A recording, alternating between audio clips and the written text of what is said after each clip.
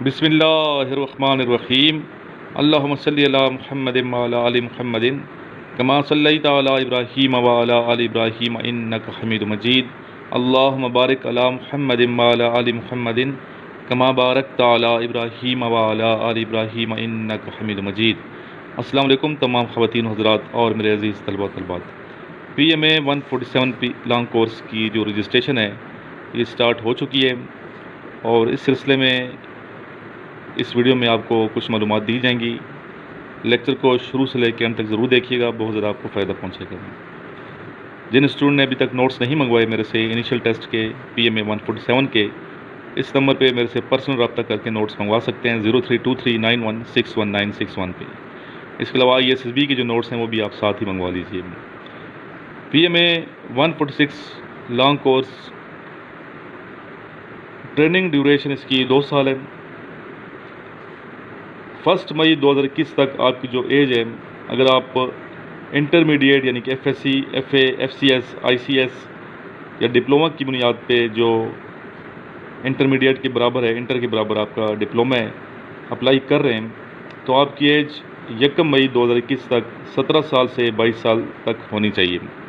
कम से कम 17 साल और मैक्सिमम 22 साल 3 माह की रिलैक्सेशन दी जाती है। एक दिन भी इससे ज़्यादा नहीं होना चाहिए और ये 1 मई 2021 तक ये आपकी एज काउंट होगी। 1 मई 2021 को ये एंट्री जो है पाकिस्तान मिलिट्री एकेडमी में रिपोर्ट करती है, इसलिए जब रिपोर्ट की जाती है PMA में उस वक्त तक ये एज काउंट होती है।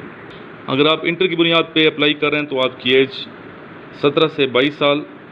ग्रेजुएशन अगर आपने BA किया हुआ है, BSc की है और ग्रेजुएशन 2 साल की है तो आपको 1 साल की रिलैक्सेशन दी जाती है, तो 23 साल तक अप्लाई कर सकते हैं। इसी तरह अगर आप पाकिस्तान नेवी, पाकिस्तान एयरफोर्स में सर्विस करते हैं और यूनिफॉर्म पहनते हैं, यानी कि नेवी में सेलर हैं और एयरफोर्स में एयरमैन है, तो आपको 1 साल की रिलैक्सेशन दी जाती है। FSC, FA किया आपने तो 23 साल तक अप्लाई आप कर सकते हैं। अगर आप आर्मी में सोल्जर हैं तो 25 साल तक अप्लाई कर सकते हैं। इसी तरह ग्रेजुएशन अगर आपकी 4 साल की है, यानी कि BS या BA ऑनर आपने किया है, BBA, BPA किया हुआ है, तो आपको रिलैक्सेशन मिलती है 24 साल तक, यानी कि 17 से 24 साल तक अप्लाई कर सकते हैं। मज़ीद यानी कि 2 साल की आपको रिलैक्सेशन मिलती है।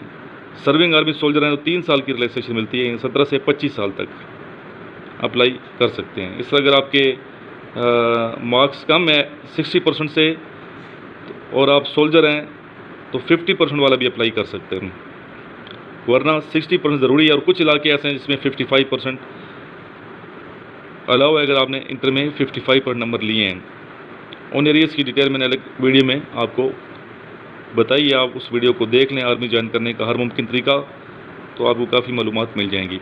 PMA 147 लॉन्ग कोर्स ये सिर्फ मेल का है, मेल कैंडिडेट्स अप्लाई कर सकते हैं, फ़ीमेल इसमें नहीं कर सकती। फ़ीमेल के लिए अलग कोर्सेज़ हैं, जैसे LCC लेडी कैडेट कोर्स, ठीक है, GDP में फ़ीमेल जा सकती हैं, AFNS उसमें जा सकती हैं और दीगर कुछ कोर्सेज़ हैं जो फ़ीमेल के भी आएंगे इंशाल्लाह, आपको साथ साथ गाय बगाए आगाह करते रहेंगे। तो बहरहाल इसमें जेंडर जो है मेल है, male citizen of Pakistan and domicile holders of Azad Kashmir Gilgit Baltistan apply कर सकते हैं। अनमैरिड अप्लाई कर सकते हैं, आप मैरिड अप्लाई कर सकते हैं अगर सर्विंग हैं आर्म फोर्सेज में और आपकी एज 20 साल से जो है ज़्यादा होनी चाहिए। 20 साल या 20 साल से ज़्यादा है तो आप अगर सर्विंग हैं आर्मी, नेवी, एयरफोर्स में तो आप अप्लाई कर सकते हैं अगर आप मैरिड भी हैं, वरना अनमैरिड सिर्फ अप्लाई कर सकते हैं।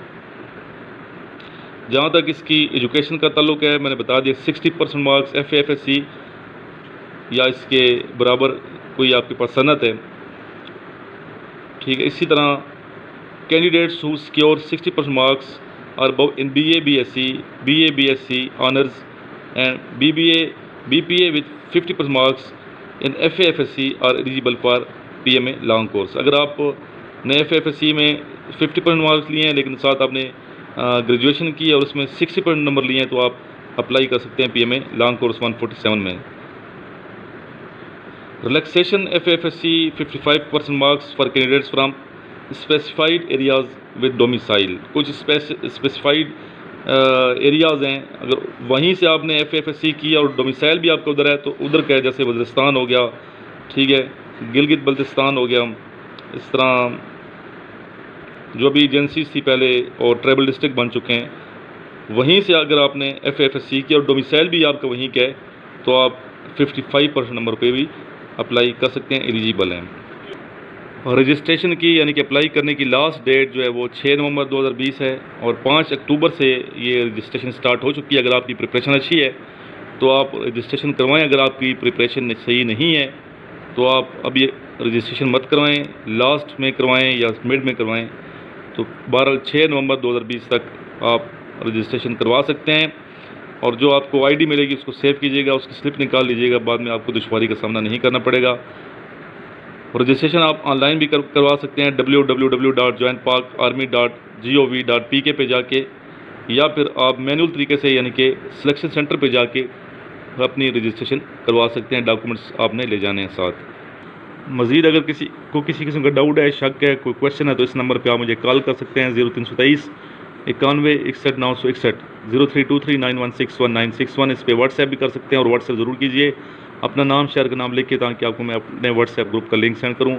और जितने दीगर मैसेजेस मिलेंगे उन तमाम मैसेजेस को आपने ज़रूर पढ़ना है। और जो इनिशियल टेस्ट और ISB के जो नोट्स हैं, स्पेशली 147 PM लॉन्ग कोर्स के जो नोट्स हैं, ये मेरे से आप ज़रूर मंगवाएं। इंशाल्लाह इनको पढ़ेंगे तो आपको बहुत फ़ायदा पहुँचेगा।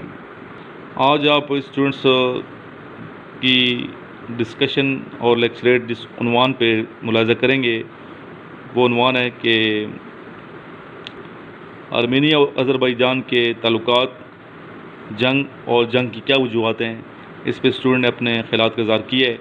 ज़रूर आप भी पार्टिसिपेट किया करें, जो टॉपिक आपको मिलता है उस पर आप वीडियो बना के ज़रूर पार्टिसिपेट किया करें, ताकि आपके अंदर कॉन्फिडेंस आए और आपका नॉलेज इंक्रीज़ हो। नॉलेज इंक्रीज़ होगा, आपके अंदर कॉन्फिडेंस आएगा, इंशाल्लाह आप कामयाब होंगे। तो आप लास्ट में स्टूडेंट्स की वीडियोस देखेंगे और इसके अलावा गुज़श्ता जो टॉपिक मैंने दिया वो था गुज़श्ता कल का, वो भी आप मुलाज़ा करेंगे। तो दोनों को मिक्स करके मैंने यहाँ पेश कर दिए। इन वीडियोस को आगे शेयर भी कर दीजिएगा, इस वीडियो का लिंक आगे ज़रूर शेयर कीजिएगा और उन स्टूडेंट तक ज़रूर पहुँचाएँ, उन ग्रुप्स में पहुँचाएँ जो स्टूडेंट्स अभी प्रिपरेशन कर रहे हैं 147 PMA लॉन्ग कोर्स की। स्टूडेंट्स, आज 6 अक्टूबर 2020 है और आज का जो टॉपिक मैं आपको देने लगा हूँ वो है पाकिस्तान का सबसे बड़ा मसला क्या है। पाकिस्तान को बहुत से मसाइल से वास्ता पड़ रहा है, पाकिस्तान को बहुत से प्रॉब्लम्स फेस करने पड़ रहे हैं। गुरबत भी है, बेरोज़गारी है, कश्मीर का इशू है, ठीक है, इस तरह पड़ोसियों के साथ कुछ ताल्लुकात हैं, स्पेशली इंडिया जो पाकिस्तान का असली दुश्मन है, वो भी रुकावट है पाकिस्तान की तरक्की में। सियासी हवाले से पाकिस्तान में कुछ मसाइल दरपेश रहे हैं माजी में। तो इस वक्त आपकी नज़र में पाकिस्तान को सबसे बड़ा मसला कौन सा दरपेश है, आपने इस पर अपने ख़यालात का इज़हार करना है। 2 मिनट की वीडियो बना के मेरे नंबर पे व्हाट्सएप कीजिए। नंबर आपके सामने है 0323 91 61 961। और काइंडली जब नोट्स आपको चाहिए तो इसी नंबर पे आपने रब्ता करना है, इसके अलावा किसी और नंबर पे आपने रब्ता नहीं करना। 0323916191 इस नंबर को सेव कर लीजिए और इस नंबर पे अपने ख़यालात का इज़हार करके मुझे सेंड कर दीजिएगा। आइए सुनते हैं स्टूडेंट्स की राय इन नोट्स के बारे में और वो वीडियोस जो स्टूडेंट ने बनाई हैं लेक्चरेट के हवाले से, जो टॉपिक मैंने तजवीज़ किया था। कुछ स्टूडेंट की आवाज़ बिल्कुल हल्की है और आप ख़ुद देखें कि स्टूडेंट कैसे बोलते हैं जिनकी आवाज़ बहुत बारीक है, हल्की है, सुनाई नहीं दे रही। तो उनकी वीडियोज़ भी मैंने यहाँ शामिल की हैं इस मकसद के लिए कि वो ख़ुद देखें और अपनी इस्लाह करें। अपना ख्याल रखिएगा। अल्लाह हाफिज़। बात नोट ये की है कि सर का जो भी क्वेश्चन होता है वो कंफर्म होता है, मतलब कोई डाउट नहीं होता उनको उन क्वेश्चन में कोई भी डाउट नहीं होता। तो इसी वजह से आखिर में यही कहूँगा कि यार थोड़ी सी मेरी उर्दू वीक है। तो बहुत शुक्रिया sir, thank you so much. अल्लाह हाफिज़। जी अस्सलाम वालेकुम, मेरा नाम उज़ैर अहमद है और मैं बिलोंग करता हूँ सिटी गोट की सिंध से। जैसा कि बहुत ही हमारे काबिल एहतराम सर इमरान साहब से मैंने नोट्स मंगवाए हैं इनिशियल टेस्ट के लिए, तो मैं आपके सामने खोलने लगा हूँ इनको। अभी मेरे पास पहुँचे हैं, मैंने सर से मंगवाए थे।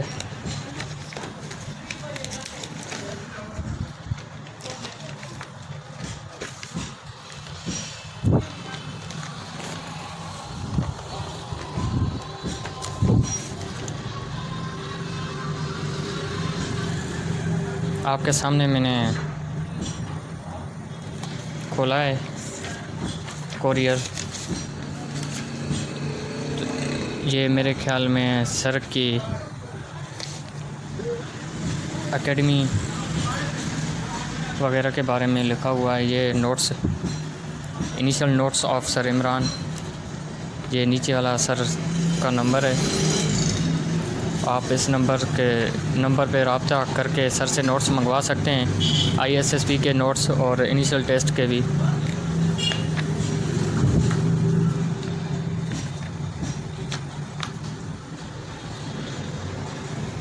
बहुत ही प्यारी बुक है।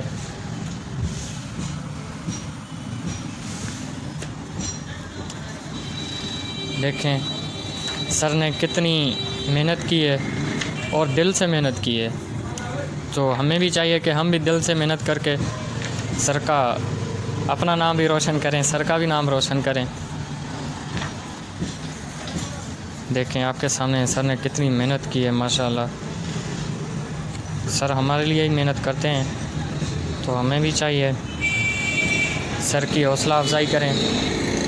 सर इमरान साहब का यूट्यूब पे चैनल है, उनको लाइक करें, सब्सक्राइब करें, शेयर करें और अपने दोस्तों को मशवरा दें कि सर से नोट्स मंगवाएं, इनको अच्छी तरह से पढ़ें। ये सिर्फ ISSB और इनिशियल टेस्ट के लिए नहीं है, ये CSS और CPS PCS वगैरह के लिए। और पाकिस्तान एयरफोर्स जो भी टेस्टें होती हैं पाकिस्तान में, उन सब के लिए बहुत ही करामत साबित होगा। इनको अच्छी तरह से आप पढ़ेंगे। और इन नोट्स में मैंने एक बात नोट ये की है कि सर का जो भी क्वेश्चन होता है वो कंफर्म होता है, मतलब कोई डाउट नहीं होता उनको उन क्वेश्चन में कोई भी डाउट नहीं होता। तो इसी वजह से आखिर में यही कहूँगा कि यार थोड़ी सी मेरी उर्दू वीक है। तो बहुत शुक्रिया sir, thank you so much. अल्लाह हाफिज़। Assalamu alaikum. My name is Salyan Ahmed. I am from Rawalpindi. Today I am discuss about the topic of Sir Iran कि अर्मीनिया और अज़रबैजान में जो जंग थी उसके बारे में बहस करनी है। पहली बात तो इनके दरमियान जंग होने की असल वजह क्या है, क्यों है जंग, क्यों हो रही है। अर्मीनिया और अज़रबैजान में बहुत गहरे ताल्लुकात थे, यानी कि दोनों आपस में पड़ोसी लगते हैं और दोनों के बहुत अच्छे ताल्लुकात थे एक वक्त तक।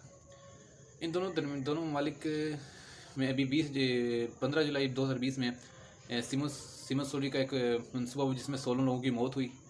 फिर जिसकी वजह से दोनों ममालिक ने दूसरे को ब्लेम किया कि ये आपकी वजह से, या हमारी वजह से नहीं हुई। असल इन दोनों ममालिक के दरमियान जो जंग हो रही है ये आगे और बढ़ेगी। वो वजह क्या है, वो है एक सूबे को लेकर, एक जगह को लेकर। जगह है वो नगर्नो खाकक, ये एक जगह है, ये पहाड़ी इलाका है एक।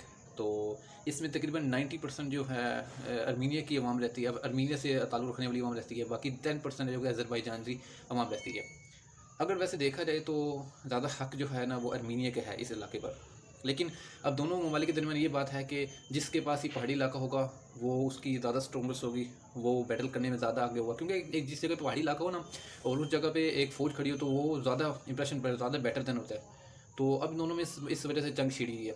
एक मनसूबा हुआ था इन दोनों ममालिक के दरमियान के जो ये नागर्नो ये इलाका है ये अज़रबैजान की तरफ होगा। तो उस वक्त तो कोई भी नहीं बोला, लेकिन जब वो मनसूबा जिसने मनसूबा किया था तो वो मनसूबा जब ख़त्म हो गया तो अब इन दोनों में इस बात से जंग छिड़ी हुई है कि ये जगह हमारे हैं।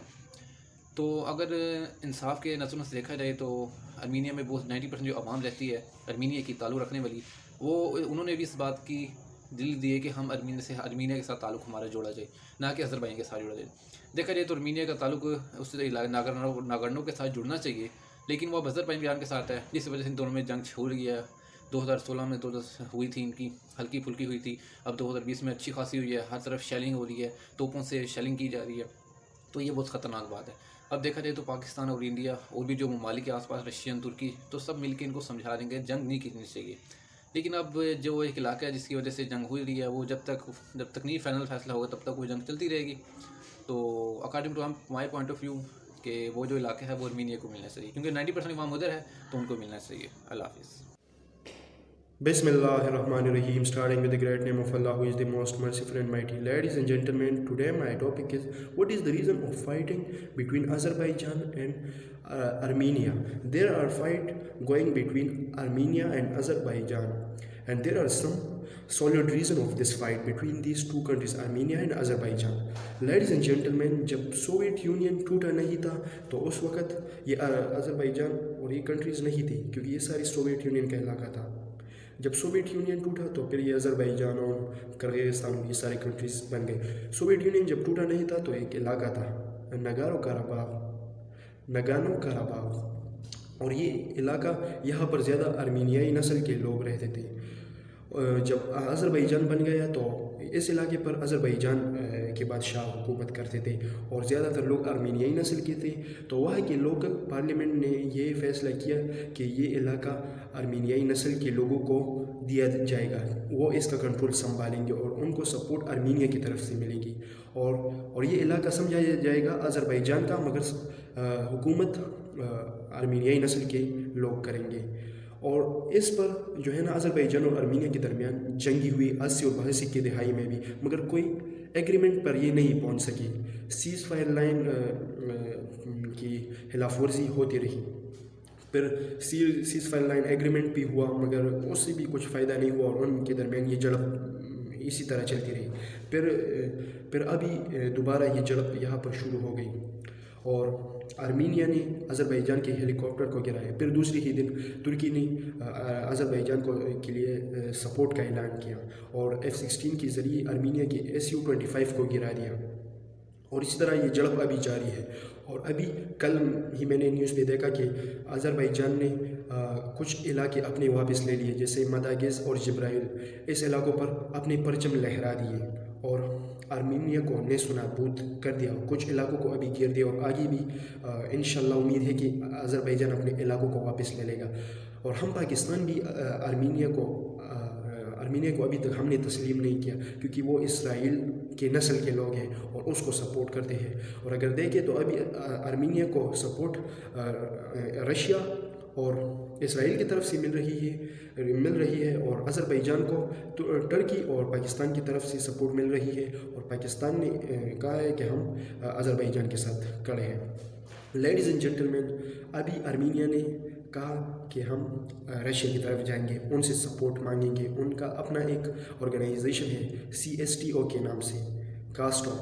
और इसी तरह तो जब आर्मीनिया ने वहाँ से सपोर्ट हासिल करने की कोशिश की तो रशिया भी अभी पंच गया कि अगर मैं इसको यहाँ से सपोर्ट देता हूँ तो फिर तो ये मेरे लिए ख़तरा बन जाएगा, क्योंकि अज़रबैजान नेटो का अलायंस में है और ये आर्मीनिया CSTO के अलायंस में है। तो रशिया अभी जंग के लिए आर्मीनिया की तरफ से जंग नहीं कर सकता, क्योंकि फिर नेटो आगे आएगा और वो फिर अज़रबैजान को सपोर्ट करेगा।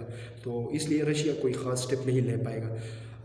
लेकिन उम्मीद है कि ये दोनों कंट्रीज़ किसी एग्रीमेंट पर पहुंच जाए और इनके दरमियान ये मसला हल हो जाए। उम्मीद है कि मेरा पॉइंट ऑफ व्यू आप लोगों को पसंद आ गया होगा। Thank you. औज़ुबिल्लाहिमिनश्शैतानिर्रजीम, बिस्मिल्लाहिर्रहमानिर्रहीम। मेरा नाम आसिफ शाह है और मैं डिस्ट्रिक्ट मलदान से ताल्लुक़ रखता हूँ। आज का मेरा टॉपिक है अज़रबैजान और आर्मीनिया के दरमियान जंग के वजूहात। तो सबसे पहले अज़रबैजान और आर्मीनिया के बारे में कुछ मालूमात। ये दोनों ममालिक यूरोप ममालिक में आता है और अज़रबैजान में मुसलमानों की तादाद ज़्यादा है और लेकिन हुकूमत सेकुलर निज़ाम की है। आर्मीनिया भी एक छोटा मुल्क है जिसकी आबादी तकरीबन 31 लाख है। ये इस दोनों ममालिक के दरमियान जो जंग चल रहा है इसकी मेन वजह क्या है? इसकी वजह है एक इलाक़ा है जिसका नाम है गोरोनो करबाख। एक इलाक़ा है, इसके वजह से ये जंग चल रहा है। तो ये गोरोनो करबाख सबसे पहले इसमें आर्मीनियाई बाशिंदे रहते थे, लेकिन हुकूमत अज़रबैजान की थी। लेकिन अब आर्मीनिया वाले चाहते हैं कि हुकूमत आर्मीनिया के रहे। तो इसकी वजह से 2016 में भी दोनों ममालिक ने एक दूसरे पर हमला किया था और जिसमें बहुत से जानी नुकसान हुआ था। लेकिन इस जंग को ख़त्म करने के लिए मुख्तलिफ़ ममालिक कोशिश कर रहा है, जिसमें फ्रांस, जापान रशिया जिस ममालिक ये इस जंग को ख़त्म करने के लिए कोशिश कर रहा है और इस तनाज़े को ख़त्म करेगा। Assalamu alaikum. My name is Salyan Ahmed. I am from Rawalpindi. Today I am discussing about the topic of Sarif Iran. Pakistan should be used atom bomb during the battle in initial point. First of all, Pakistan should not be used atom bomb in initially first point. There are many reasons. First reason, enemy should be used heavy weapons, atoms, atom bombs, missiles. Then Pakistan should be used atom bombs. Second reason ये है कि Pakistan is a piece of place in all of the world. Pakistan एक अमन का ख़िता है, पूरी दुनिया की तरफ देखा जाए तो पाकिस्तान एक अमन का ख़िता है। तो अगर देखा जाए कि एनिमी जो जिसके साथ जंग की जा रही है वो इनिशियली पॉइंट पर यानी कि शुरू में ही एटम बम या हैवी मिसाइल्स का यूज़ करता है, then Pakistan should be use atom bombs. But initially Pakistan को चाहिए कि इनिशियल पॉइंट पे पाकिस्तान एटम बम्स को ना यूज़ करे, क्योंकि ये एक बहुत ही ख़तरनाक वेपन्स है जिससे बहुत सी तबाही और नेस्तो नबूद होने का, अगर जंग हो भी जाती है और एटम बम यूज़ हो जाता है तो पूरी दुनिया ख़त्म होने का पूरा ख़तरा है, क्योंकि एटम बम बहुत ही ख़तरनाक, बहुत ही हैवी किस्म का वेपन्स है। जैसे कि आप सब तारीख़ से वाकिफ़ हैं कि हिरोशिमा में एक एटम बम जो कि ओपन हेलिमर, ये एक जिसने एटम बम फेंका था और एटम बम का नाम है फैटमैन। ये एटम बम जब फेंका था तो तकरीबन इतनी खलकत वहाँ पे ख़त्म नेस्तो नबूद हो गई थी, पता ही नहीं लगा था, वो भी चंद सेकंड में। Do you believe it's just few minutes, few seconds. तो हिरोशिमा में आज भी देखा जाए तो वहाँ पे जो बच्चे पैदा होते हैं वो सब के सब मासूम पैदा होते हैं। फर्स्ट ऑफ ऑल पाकिस्तान को या किसी भी ममालिक को जंग के दौरान during the battle should not be use atom bomb, क्योंकि atom bomb is heavy and very very dangerous for every human beings. Pakistan और किसी भी मुल्क को चाहिए कि एटम बम यूज़ करे। जो भी मामलात हैं एवरी सब कुछ सब जितने भी जो मामलात हैं सबको तहम्मुल से, सुकून से, तसल्ली से बैठ के सोच समझ के हल किया जाए। इट इज़ बेटर वे और more better way, it is more than better way than that of use of atom bombs. So Pakistan में according to my point of view Pakistan and any country not should be used atom bombs because it is very dangerous for every human beings. अल्लाह हाफ़िज़। अस्सलाम वालेकुम, कैसे हैं सब? ठीक हैं? तो जी आज की वीडियो सबसे पहले दुरूद पाक से शुरू करते हैं। अल्लाहुम्मा सल्ली अला मुहम्मद व अला आले मुहम्मद कमा सल्लैता अला इब्राहीम व अला आले इब्राहीम इन्नका हमीदुम मजीद। अल्लाहुम्मा बारिक अला मुहम्मद व अला आले मुहम्मद कमा बारकता अला इब्राहीम वाला आल इब्राहीम इन्नका हमीदुम मजीद। तो आज का टॉपिक था जी कि आज़रबाईजान और आर्मेनिया के दरमियान जो जंग है उसकी वजह क्या है। तो दरअसल ये आपको एक मिसाल दूं कि जैसे पाकिस्तान और इंडिया के दरमियान तनाज़ा की सबसे जो बड़ी वजह है वो मसला कश्मीर है, तो बिल्कुल इसी तरह से आर्मेनिया और आज़रबाईजान के दरमियान सबसे बड़ी जो वजह है तनाज़ा की वो एक मतनाज़ा इलाका है नागोर्नो कराबाख जो है वो एक मतनाज़ा इलाका है जो कि आर्मेनिया कहता है कि ये हमारी तरफ आता है, जबकि आज़रबाईजान जो है वो कहता है कि ये हमारी तरफ आता है। अब एक आई थिंक 2019 में एक रेफरेंडम में जो आज़रबाईजान की अवाम है उसने 2019 में जो नागोर्नो कराबाख की जो अवाम है उसने एक रेफरेंडम में आर्मेनिया का हिस्सा बनने से इनकार किया है, ठीक है। और उसके बावजूद भी ये जो आर्मेनिया है वो इस बात को एक्सेप्ट नहीं करता कि नागोर्नो कराबाख जो है वो आज़रबाईजान का हिस्सा बने। अब बात करते हैं कि ये जो जंग है ये कब से शुरू है। तो ये जंग 2016 में भी हुई थी, मगर 2016 के मुकाबले में अभी इसकी जो इन दोनों ममालिक के दरमियान जो कशीदगी है वो काफ़ी ज़्यादा है।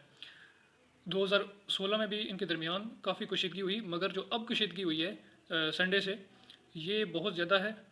और अब बात करते हैं कि सपोर्ट कौन कौन कर रहा है आज़रबाईजान को। सबसे पहले ये जानना ज़रूरी है कि आज़रबाईजान जो है वो एक इस्लामी मुल्क है और ये जो मुल्क है ये तेल की जो कुदरती तेल है उसकी दौलत से माला माल है। तो इसकी जो सपोर्ट कर रहे हैं तो ये बात बहुत खुशी की बात है, बहुत अच्छी बात है। जो पाकिस्तान है वो भरपूर तरीके से हमायत कर रहा है आज़रबाईजान की, और पाकिस्तान के साथ साथ जो तुर्की है वो भी आज़रबाईजान के सपोर्ट कर रहा है।